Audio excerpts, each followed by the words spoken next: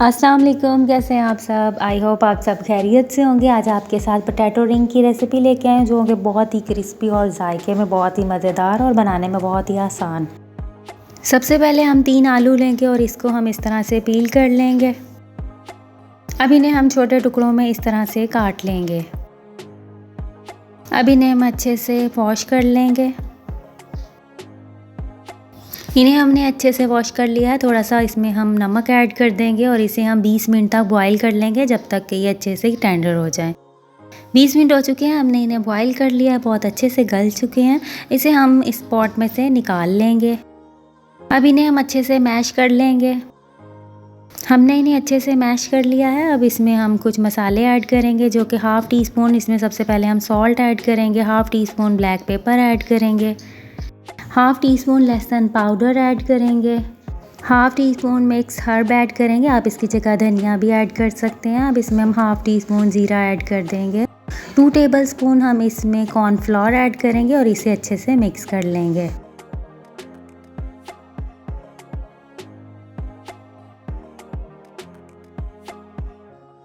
इन्हें हमने अच्छे से मिक्स कर लिया है। अब इसे हम पेपर कोन में डाल देंगे और फिर हम इसके रिंग रेडी करते हैं।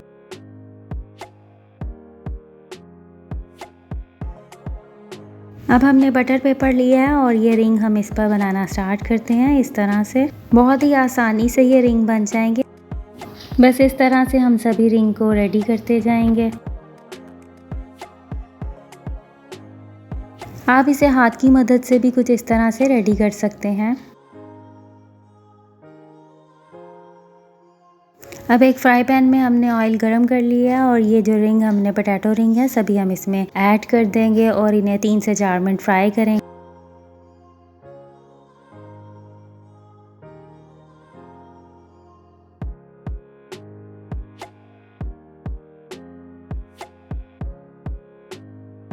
दो मिनट बाद इसकी हम साइड चेंज कर देंगे और ब्राउन होने के बाद हम इसे निकाल लेंगे।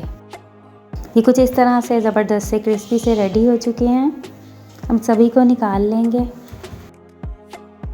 बस इसी तरह हम सभी को फ्राई करते रहेंगे।